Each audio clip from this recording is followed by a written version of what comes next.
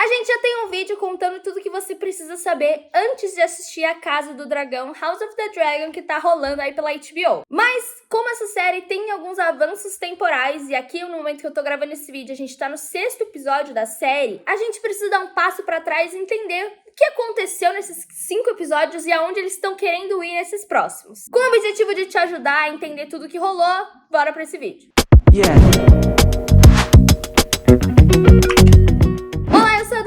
Seja muito bem-vindo a mais um vídeo do Além dos Secretos, canal que adora falar sobre cultura pop e sobre dragões, porque sou muito fã e é isso. Se você ainda não assistiu House of the Dragon, esse vídeo aqui vai ter spoilers, então se você quiser, assiste esse vídeo aqui que tá em algum lugar, que é o primeiro vídeo que eu gravei, explicando aí o que você vai ver na série. Assiste ele primeiro, vai assistir os episódios e volta pra cá, tá? Tô te esperando. Como funciona House of the Dragon, né? Acho que é importante a gente dar um passo pra trás então. Assim como a gente viu, por exemplo, em séries como The Crown, que acompanha um longo período de tempo, a gente tem mudanças na linha temporal. Então, avanços temporais e, consequentemente, avanços de atores também. Isso porque a gente tá falando de uma série que acompanha muito tempo ali da história Targaryen. Então, se a gente fosse explicar cada detalhe de cada coisa que acontece, ia ficar muito extenso. Por mais que a gente goste, né, também precisa avançar, né? E ao mesmo tempo, isso também acontece porque Fogo e Sangue, que é o livro que inspirou essa série, que é um dos livros ali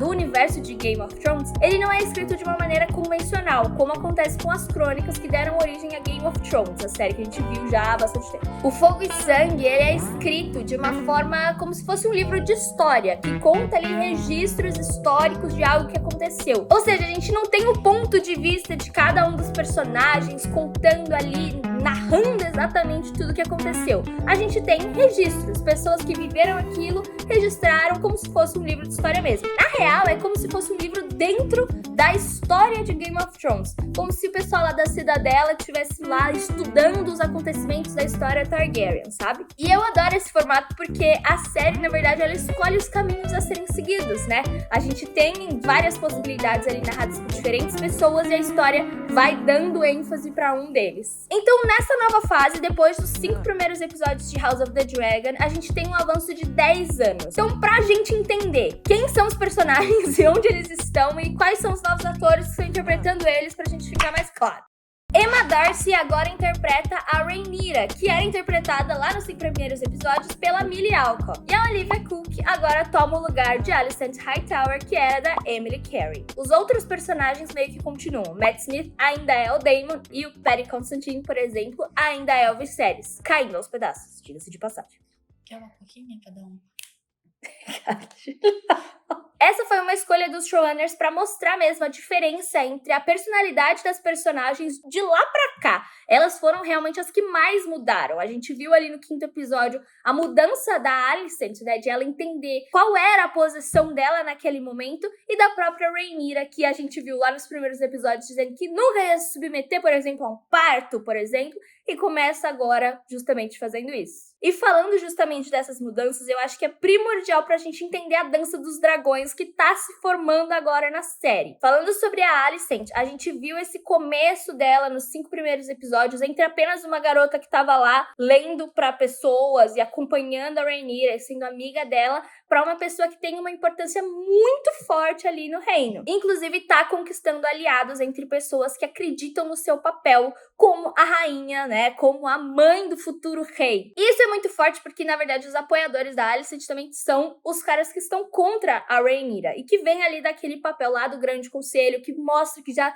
decretou pra gente que as mulheres não podem ser as futuras rainhas de Westeros, né? Eles acreditam na linhagem masculina. E a Rhaenyra, dos 5 episódios pra cá, se mostrou muito mais madura. Afinal, ela passou por vários bocados ali, né? Ela entendeu seu papel como a rainha, ela entendeu seu papel como mãe naquele momento, e também como esposa do Laenor, que ali eles tinham aqueles acordos deles marotos, mas está ali fazendo aquele papel. A gente vê o personagem do Viserys lá nas últimas e que ele já tá sendo muito manipulado, sempre foi, mas agora com a Alicent cada vez mais forte, ele escuta muito mais ela também. E o próprio personagem do Daemon Targaryen mudou muito de lá pra cá, porque ele meio que deu uma sossegada, a gente pode dizer isso. Ao casar com a Laena, ele acabou abandonando um pouco desse seu posto de garanhão, do cara que tá lá sempre tentando né, resolveu as coisas na porrada, e agora tá mais tranquilo, ele aparece lendo, ele aparece mais tentando, até mesmo nesse episódio, no 6º episódio, ser um pouco mais diplomático, enquanto ela tá sendo muito mais impulsiva. Mas então vamos entrar nos filhos, porque essa linhagem de House of the Dragon é realmente um pouco confusa.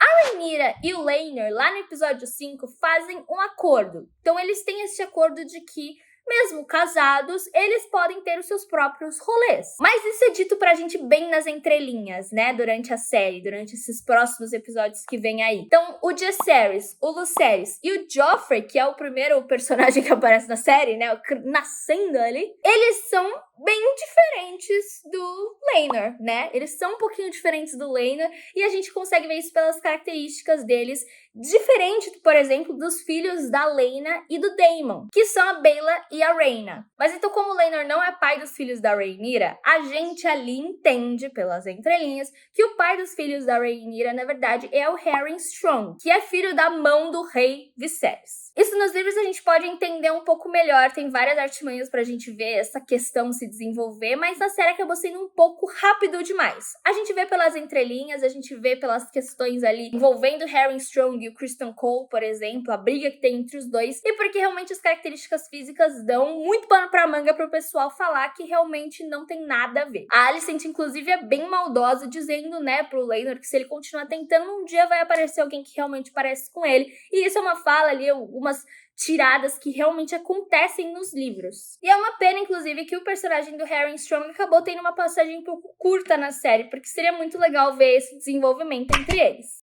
Os filhos da Rhaenyra, né, é importante a gente lembrar que eles são muito importantes, porque como até então a Rhaenyra é ainda a sucessora do Viserys, o sucessor da Rhaenyra é o filho dela, né, o Jaehaerys. Então, desde o começo, a gente já tá vendo que eles são treinados para terem os seus próprios dragões, para serem pessoas ali muito importantes. E desde o começo, para terem um embate com os filhos da Alicent Hightower, porque, como ela mesma diz, eles são uma ameaça pro filho dela, né, pro Aegon, por exemplo. E aqui vale, né, dar um passo para trás. Quem são os filhos da Alicent e do Viserys? O Aegon Targaryen, que teoricamente seria o sucessor do Viserys, se a gente fosse seguir aquela regra de que o sucessor é sempre o filho homem. A Rhaelena Targaryen, que é ali a única filha mulher deles e que a gente vê rapidamente na série, mas ali com talvez um presságio de algumas coisas que vão acontecer, né? Ela é muito introspectiva, ela dá ali até um tom meio de profecia pro que vai rolar se você tá entendendo ali os próximos passos. O Aemon Targaryen, que é um personagem que vai ser muito importante para os próximos episódios, até porque a gente vê que ele tem uma relação muito diferente com os dragões. Ele não tem um dragão, o dragão dele não chocou lá, e ele é muitas vezes zoado por isso pelo resto da galera. E tem também o Daeron Targaryen, que não apareceu por enquanto, mas talvez a gente veja nos próximos episódios. Então ali nesse primeiro episódio, no episódio 6, a gente vê que eles têm uma relação, os filhos da Rhaenyra e os filhos da Alicent, uma relação próxima, e que o próprio Aegon nem tava muito ligando pra sua sucessão ali naquele momento, sabe? Ele tava só tipo, beleza, mãe, fica tranquila, a Rhaenyra vai ser rainha, não tem nada a ver com isso. Mas a Alicent impõe essa questão pra ele, né? Ela mostra pra ele que realmente, se ele estiver vivo, até o momento que ele estiver vivo, ele é uma oposição pra Rhaenyra, e eles não podem ser tão amigos assim. E essas linhagens são muito importantes pra gente entender a dança dos dragões, né? Como cada um tem seus aliados, tem suas pessoas ali, e como eles vão se enfrentando em vários aspectos políticos e futuramente até físicos, né? E eu falei aí da importância do dragão, por exemplo, com o Aemond, que não tem o seu dragão, e isso acontece com uma das filhas do Daemon e da Laena também, a Rhaena. É muito difícil gravar esse vídeo, tá, gente? Os nomes são muito difíceis. Elas são gêmeas, enquanto o dragão da Baela nasceu, tá forte, tá vivendo lá numa boa, o dragão da Rhaena nunca chocou, ele nunca nasceu. E ela, inclusive, é muito frustrada por conta disso. Ela fala ali nas entrelinhas também que o próprio pai nem gosta muito dela por conta disso, porque ele vê ela como uma sem dragão. E é um pouco complicado isso, porque na linhagem Targaryen, se você não tem o seu dragão, se ele não chocou, você até pode conquistá-lo, né, depois de mais velho. Isso pode acontecer, isso já aconteceu, pode vir a acontecer, mas é um mau presságio, sabe? Os dragões são muito importantes para mostrar a veracidade, né, a força da criança ali naquele momento. E eu acho que aqui a gente já tem um pano de fundo para entender aonde a história tá indo, né? Então, tanto o lado dos negros da Rhaenyra, como eu expliquei lá naquele primeiro vídeo, e o lado da Alicent, que são os verdes, né? Verdes por conta da sua casa Hightower.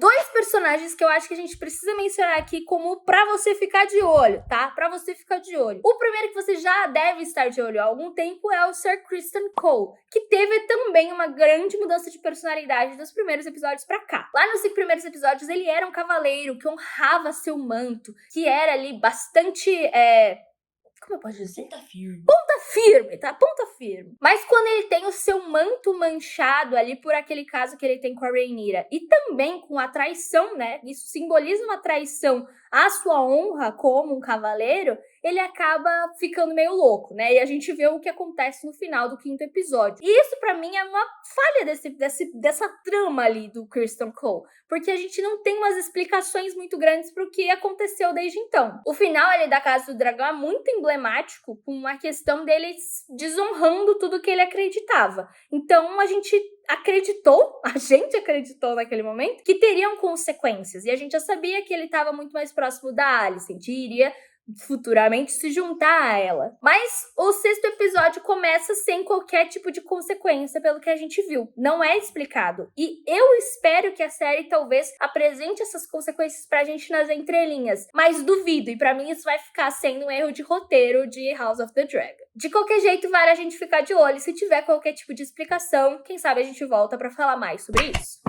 E o segundo personagem pra ficar de olho é o Larys Strong, que apareceu ali na primeira fase, bem assim como quem não quer nada, aparecendo ali pra fazer uma fofoca de vez ou outra e tudo mais, mas aqui vai ser crucial, já está sendo crucial pros desenrolares. O Larys também é filho da mão do rei, do Lionel Strong, mas ele não é um cavaleiro, né, como o irmão Harry Strong, porque ele nasceu com o pé torto, ele é inclusive chamado de Larys Pé Torto por muita gente. Inclusive tem uma teoria de que na verdade ele não tem esse pé torto e ele finge só pra ficar ali, ó, na tramóia, tá? E ele justamente ocupa esse espaço de grande fofoqueiro de Westeros, tá? Mas não só isso, como um grande fofoqueiro que tem ali suas artimanhas, que tem o seu joguinho. Inclusive tem no Twitter um meme maravilhoso de que ele é a junção do Mindinho com o Varys de Game of Thrones, porque ele justamente faz isso. Ele é um fofoqueiro lá que tá lá armando e colocando seus pontinhos aonde bem lhe convém, tá? Nesse primeiro momento a gente vê que ele tá muito próximo da Alicent, né? Então ele tá ali tramando pra que tudo dê certo ali pra sucessão do Aegon. Mas vale a gente ficar de olho, porque esse personagem, como um grande fofoqueiro que é, pode muito bem estar pronto pra qualquer virada. E é isso, eu acho que esse vídeo deu pra gente conversar um pouco mais sobre essa nova fase de House of the Dragon. Sentei aqui mais pra conversar com vocês mesmo e eu quero saber o que vocês estão achando, quais são as dúvidas que surgiram por aí. Então comenta aqui embaixo pra gente ir conversando e mantendo esse papo aqui nos comentários, tá? Aproveita pra compartilhar esse vídeo com aquele amigo que não perde um episódio de domingo, como eu, por favor, e se inscreva aqui no canal se você ainda não é inscrito. Não deixe de deixar o seu like no vídeo também e até uma próxima!